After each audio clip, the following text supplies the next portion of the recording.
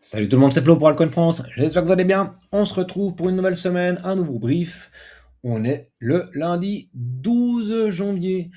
Avant de partir sur les charts, j'en parlais déjà la semaine passée, c'est parti, on a notre algorithme qui est sorti sur Bitcoin. Pour fêter ça, en fait, on vous offre un giveaway de 500 $ pour deux personnes. Donc, c'est facile en fait, hein, pour éventuellement, pour espérer gagner 500 $, il suffit de nous rejoindre. Pour ce faire, eh bien, vous allez ici dans l'application, dans Algorithme Bitcoin, et puis, vous avez toutes les infos pour nous rejoindre, c'est là-dessous. Et en plus, si vous passez voilà, par notre broker hein, chez Vantage, eh bien, vous avez la possibilité d'avoir en plus un bonus sur le premier dépôt.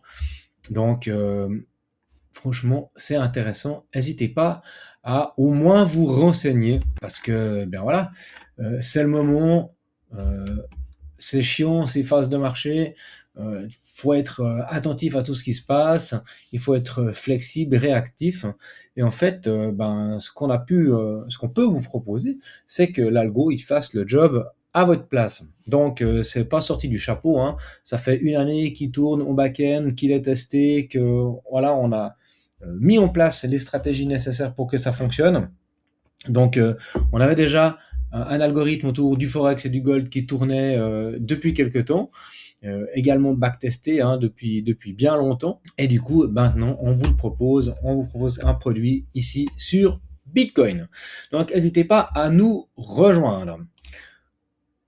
Sinon, bien sûr, vous avez toujours la possibilité de venir sur le canal public pour poser vos questions, pour discuter avec nous.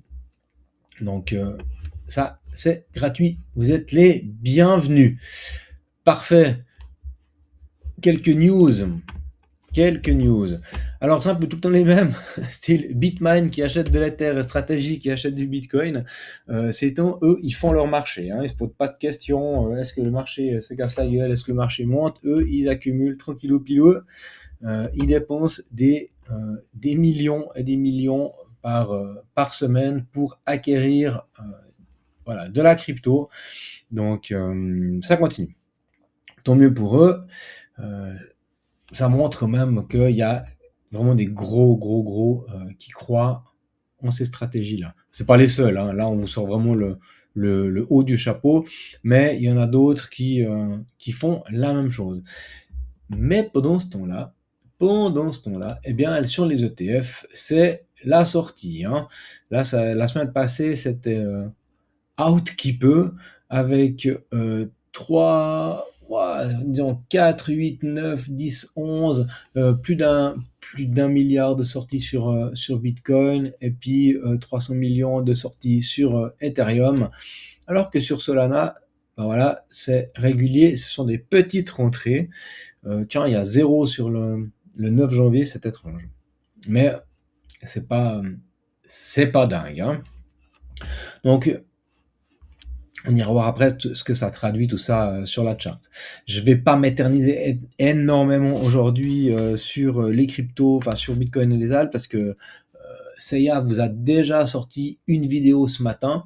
Donc vous la retrouvez, cette vidéo, hop, je vais vous montrer tout ça ici dans Update de marché. Vous retrouvez ici la vidéo de CA qui est sortie sur les coups de midi, donc n'hésitez pas à aller la consulter. Il a fait un bon tour du proprio en termes de crypto, donc du coup, je ne vais pas trop vous prendre de temps. Nous, ce qu'on ira juste voir avant d'aller sur la chart, c'est un petit coup d'open interest, funding rate et tout ça. Donc, qu'est-ce qu'on voit? On voit que pour le moment, ça suit pas mal le marché, c'est plutôt stable. On a toujours le funding rate qui est dans le vert, qui est stable hein, depuis le mois de décembre. Donc ça bouge pas, ça lâche pas l'affaire. En règle générale, hein, quand on a un retournement de marché qui se veut, comment dire, un ton soit un peu intéressant, hein, on le voit ici au mois de novembre, hein, on doit passer par ces phases où le funding rate est négatif. C'est une espèce de capitulation, je vais y arriver, nom de bleu, merci. Une capitulation qui se passe au niveau du funding rate avant de pouvoir repartir. Bon, vous voyez, ici, par exemple, c'était typiquement l'amorce de ce mouvement. On n'y est pas du tout. Si je prends ici les CVD, donc c'est les volumes cumulés, hein. Ici, on est sur la partie spot. On voit que sur le spot, on a plutôt quelque chose de stable. On est sur une légère accumulation. Donc, en spot, les gens ont tendance à gentiment faire leurs emplettes sur Bitcoin, alors que dans les futurs, on a plutôt une baisse du capital. Donc, ben voilà, il y a quand même une forme de divergence. C'est plutôt intéressant en général, c'est que souvent, quand ça baisse là sur le CV des futurs, c'est que c'est soit de la, voilà, les gens ils clôturent leur position, et quand on monte sur le spot, eh bien, c'est que les gens, ils sont plutôt sur des niveaux d'achat pour du moyen terme. Donc, si je vais sur Bitcoin, on voit qu'on a eu notre correction, donc les gens, ils ont clôturé leur longue, ou en tout cas pris des profits. Peut-être que certains se sont fait sortir aussi, hein, ceux qui pensaient que ça allait vraiment aller plus haut. Et puis là, du coup, les gens sont rentrés plutôt en spot. Du coup, qu'est-ce qu'on a? Bon, voilà.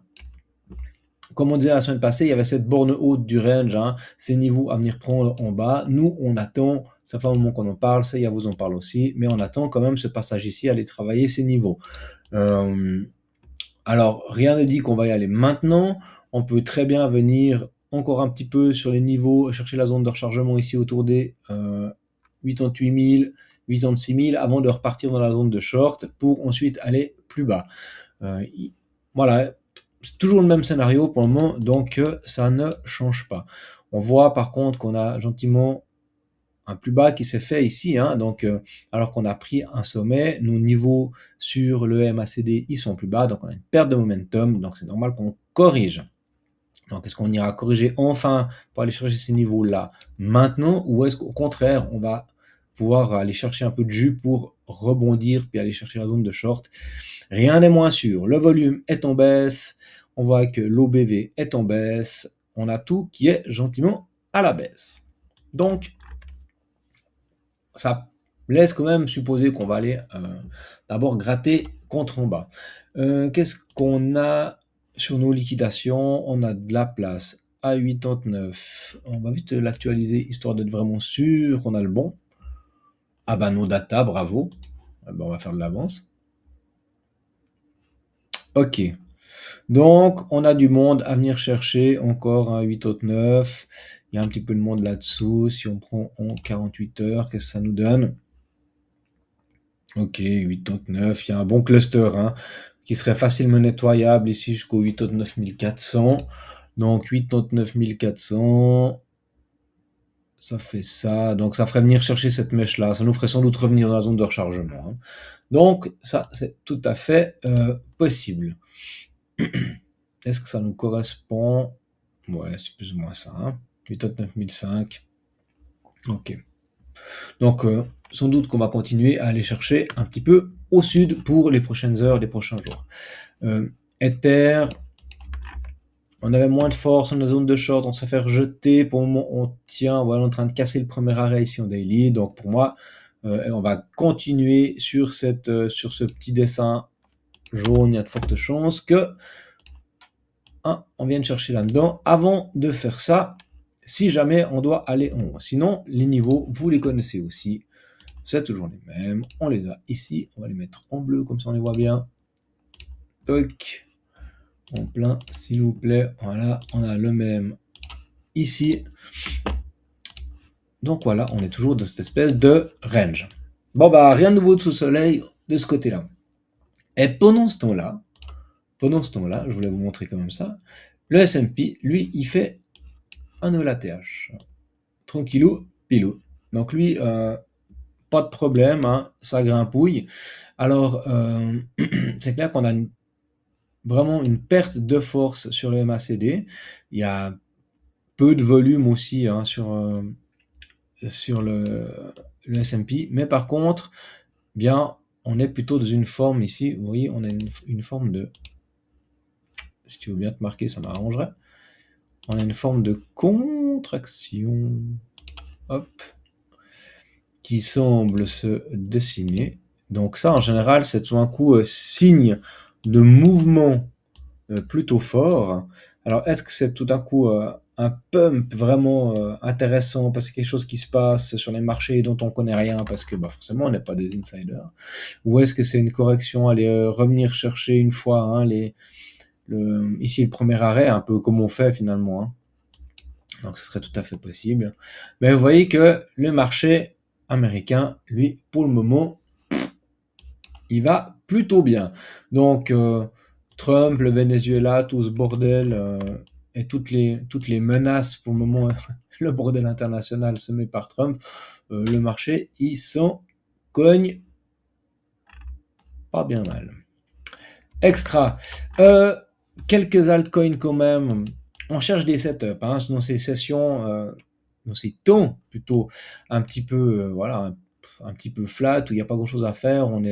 On range, on ne sait pas si on va aller au nord ou au sud. Et ben on se fait des sessions de trading plutôt court terme. On ne va pas chercher à faire des investissements sur 3-4 semaines. C'est un peu plus compliqué. Par contre, on va aller chercher la possibilité de faire de l'intraday ou vraiment du swing sur quelques jours. Du coup, on a des assets comme ça qui sont intéressants. Alors cette mèche, elle n'existe que sur Binance, hein, elle n'existe pas, je suis allé voir sur d'autres exchanges, donc ça plutôt un problème de liquidité sur l'asset, donc on est sur ATUSDC. Donc là, dans ce genre de situation-là, on a la possibilité d'aller chercher des setups qui se veulent. Du coup, je ne vais pas prendre en compte cette mèche-là. Hein. On va la laisser un petit bout, mais voilà, pas trop. Et puis d'aller chercher des setups qui sont plutôt intéressants. Alors, est-ce qu'on prend en compte toute cette mèche? C'est un peu compliqué. On va se mettre en 4 heures, on verra ce que ça raconte. Est-ce qu'on a... Ouais, c'est un peu volatile. On va déjà se contenter de ça. Et puis on va aller jusqu'au bottom ici. Tac. Du coup, bon, bah, notre zone de rechargement, elle est là. Zone de short, pardon. Donc on est venu dedans, pour le moment on tient. Bon, est-ce qu'on arrive à trouver des setups comme ça? À 59, c'est pas terrible. Par contre, possiblement, ce truc il a un market cap ridicule. Hein. C'est Apro, donc c'est un oracle qui vient de sortir. Market cap de 40 millions, donc il peut y avoir de la volatilité sur ce genre d'asset là. Donc on peut se dire qu'il y a peut-être un petit coup à jouer. On peut chercher à la cassure de ce sommet ici, un retour tout en haut, et pourquoi pas, tout à coup un asset qui performe. Hein. Donc c'est vraiment, c'est des coups de poker, vous savez qu'on risque 1% de notre capital sur ce genre de trade-là, donc c'est très faible, et du coup on joue vraiment la possibilité d'aller chercher, entre guillemets, un coup de poker plus ou moins techniquement calculé. Donc techniquement calculé, pourquoi? Parce qu'on a des zones d'entrée qui sont propres, on a des niveaux d'entrée qui sont corrects. Là, on tient le premier arrêt, donc si on tient le premier arrêt, l'idée c'est d'aller plus haut. Sinon, on doit attendre d'aller en zone de rechargement pour trouver une entrée. Et on va attendre, bien sûr, d'avoir des indicateurs qui sont positifs. Pour le moment, on n'a pas de retour de volume. On a le MACD qui tente de faire quelque chose, mais c'est pas encore le cas. Donc pour le moment, on n'est pas encore bon, mais on observe.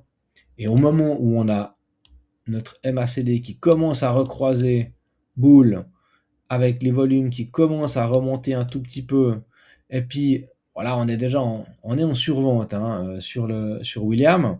Donc du coup, c'est pas très intéressant, ça risque plutôt de se casser un peu la figure. Mais on va attendre et on va chercher des setups comme ça sur nos altcoins préférés, sur les nouvelles altcoins aussi qui sortent, où il y a un peu de volatilité. Alors l'idée, quand je disais on risque 1% de notre capital, c'est que si on se fait stop, on perd maximum 1% de notre capital d'investissement, ou plutôt notre capital de trading. Et on va séparer hein, notre portefeuille investissement et notre portefeuille de trading. Là, ce n'est pas des assets sur lesquels on fait de l'investissement, parce que ce genre de truc, tout d'un coup, il se casse, il va à zéro. Même chose, on va chercher éventuellement, pourquoi je suis en 3 heures, je vais mettre en 4 heures. Voilà, la possibilité de chercher des achats sur ce genre de choses-là. Donc, éventuellement, on regarde, si on a cassé le premier arrêt, on arrive en zone de short, c'est parfait, en zone de short, de rechargement, c'est parfait. On a notre week of check qui nous attend ici. Donc, possiblement, si on a des assets qui continuent à dessiner ça et qui gentiment font ça, eh bien, on pourra entrer sur les cassures ici. Avec des possibilités d'avoir des setups qui se construisent comme ça, où on a notre stop sous la dernière zone, sous notre dernier lot, et après on va chercher soit un retour en zone de short, ou alors carrément se dire que ce truc il a la possibilité d'aller chercher son sommet et des niveaux intéressants comme les 38,2 ici de Fibo. Bien sûr, ces setups là ils se construiront et ils performeront uniquement si Bitcoin ne décide pas d'aller chercher ses targets, ces targets ici autour des 84 000, parce que si Bitcoin décide de corriger de façon un peu plus sèche, vous savez que les alts, elles vont ramasser. Même chose du côté de XPL. Vous voyez qu'il y a très peu de volume. Hein. Ça, c'est pas très encourageant. Mais on a à peu près le même genre de configuration. On attend de se retrouver ici dans une zone de rechargement pour éventuellement jouer des rebonds. En espérant pour le moment, parce que la dynamique ici, elle reste quand même sérieusement baissière, hein, si on prend ça comme ça. Donc, on ne vient pas confirmer finalement, une confirmation ce serait quelque chose comme ça, hein, qui casse ce sommet-là. Là, on aurait une inversion de tendance en daily, mais pour le moment, on n'a pas fait de W vraiment net. Donc pour le moment, la tendance, ce serait tout à fait possible d'aller chercher encore quelque chose plus bas. Mais on cherche des setups qui soient plutôt en 4 heures pour des rebonds.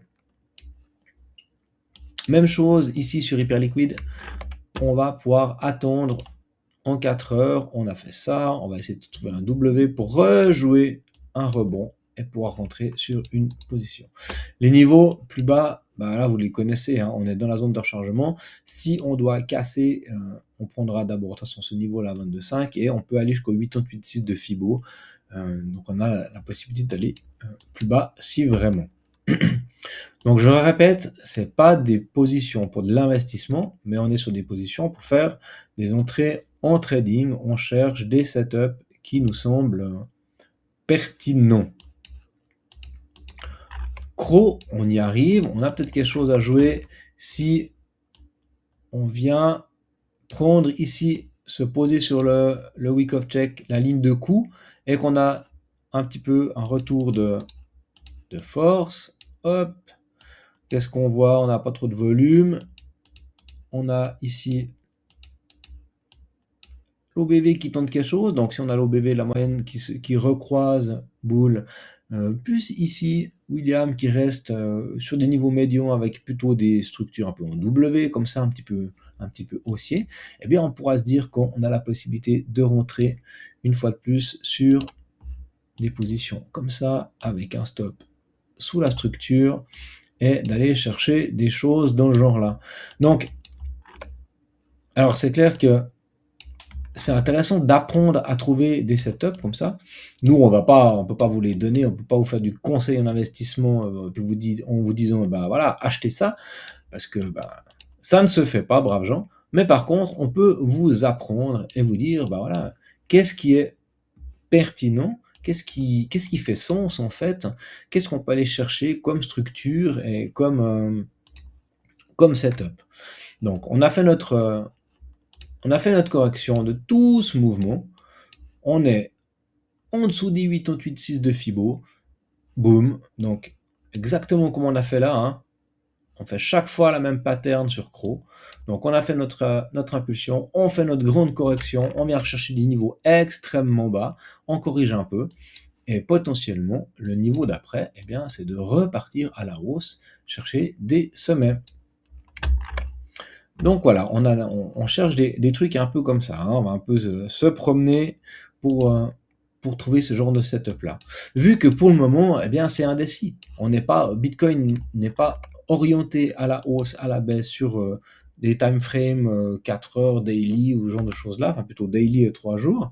Donc, du coup, on sait pas. On sait pas si on va encore aller corriger, si on est vraiment sur une fin de run avec des cascades en chaîne. Donc, on prend des setups plutôt court terme. On est toujours dans le range ici sur Sol, donc haut de range, on le trade pas, c'est un peu compliqué. On sait pas trop si on peut jouer ici une cassure avec la possibilité d'aller chercher ces sommets ici à 171 $. Sinon, l'autre possibilité, c'est d'attendre de nouveau de se retrouver un peu sur un bad range, puis de voir si on va faire un peu propre, de voir si on peut faire ici éventuellement un nouveau creux un peu plus haut, on va venir faire quelque chose comme ça. Si on prend notre FIB et qu'on est là, eh bien on voit qu'on pourrait venir exactement là autour des 124 $. On serait dans la zone de rechargement pour aller jouer un petit peu plus haut. Donc voilà. Tac. Je voulais voir encore avec vous River. Alors, River, c'est typiquement un asset embêtant pour le moment parce qu'on n'est pas venu dans la zone de rechargement. Donc on restait au-dessus. Par contre, on a bien cassé le premier arrêt. Qu'est-ce qu'on est en train de construire? Possiblement, on fait une épaule, tête, épaule. Ce qui voudrait dire qu'on va faire décidément qu'on va faire ça, hop, et ensuite on va aller plus bas. Donc on va patienter un petit peu sur ce genre de truc. On rentre pas quand c'est vert comme ça. Là, c'est trop d'euphorie. C'est compliqué. Puis même en 4 heures, on voit que c'est complexe. On fait un V-bottom avant de repartir. Ça, c'est vraiment c'est embêtant à trader. C'est compliqué de trouver des setups dans ce genre d'asset-là. Donc, c'est pas parce que c'est vert qu'il faut vous dire, allez, go, c'est parti, on y va. On n'en sait rien. Ce truc qui peut arriver ici, puis se retourner, puis se casser la figure. Vous voyez, la volatilité là-dessus, c'est vraiment complexe. Donc, pour le moment, on patiente. La semaine passée, je vous parlais de pay high aussi, avec la possibilité d'aller chercher, je ne sais plus exactement quand c'est qu'on en parlait, 8 janvier, on parlait de la cassure, avec la possibilité d'aller chercher peut-être un sommet. On voit que pour le moment, on n'est même pas venu prendre le sommet, mais qu'on est déjà en train de revenir sur les niveaux. Donc, typiquement, ce qui pourrait arriver, c'est que si vous êtes entré sur ce genre de niveau-là, vous avez votre stop et qu'on joue au moins un RR de 2, eh bien c'est possible qu'on se fasse stop. C'est possible, mais c'est pas grave, si on se fait stop, on a notre 1% de risque qui peut malheureusement se faire déclencher. Mais pour le moment, on est dans une dynamique où on fait des creux plus hauts, donc on continue pour le moment à jouer cette polarité-là. Ouais, on a des niveaux de la volatilité sur PI. Je finirai avec BNB qui, comme Sol, est dans son range là. Donc on est venu au haut de range, on est en train de faire on est en train peut-être, j'avais dessiné ce gros M, on est peut-être en train d'en faire un petit. Si on casse ici, on ira chercher forcément plus bas. Voilà, extra. Donc pas grand chose, identifier des setups, et puis bien sûr pour les personnes qui veulent nous rejoindre, aller plus loin là-dedans, ça se passe dans la partie Elite Investor avec nous. Donc vous prenez un appel stratégique, on observe, on discute, on regarde où vous en êtes, ce que vous voulez faire pour ce marché, pour cette année 2026, et possiblement, après vous pouvez souscrire un abonnement chez nous et vous avez accès bien sûr à tout un tas d'infos, des rapports hebdomadaires on-chain, très très très intéressants ces rapports. Vraiment, l'équipe va analyser tout ce qui se passe en open interest, on va regarder ce qui se passe vraiment sur les blockchains, parce que ça ment pas, tout est inscrit dans la blockchain, donc ça c'est vraiment très pertinent. Vous avez accès à tout un espace de formation, d'ailleurs qui est en train d'être retravaillé, et bientôt vous aurez accès à d'autres infos encore plus pertinentes. Donc voilà, et puis tous ces setups dont on parle, hein, on vous en partage quelques-uns ici, on vous explique comment ça se passe, on vous propose des idées et vous retrouvez après les performances de tous ces setups euh, par nos membres et certains maintenant qui gentiment prennent leurs aises et font leur setup vraiment eux-mêmes. Et vous voyez que c'est intéressant. Et puis bien sûr, bah, de temps en temps, quand on se plante, eh bien, on peut en discuter. Et ça aussi, c'est apprendre. Donc, c'est parfait. Allez, moi, je vous souhaite une toute bonne fin de journée. On se retrouve normalement demain pour un nouveau point de marché. Sinon, le live mercredi avec Valentin Essaya. Allez, portez-vous bien. Ciao!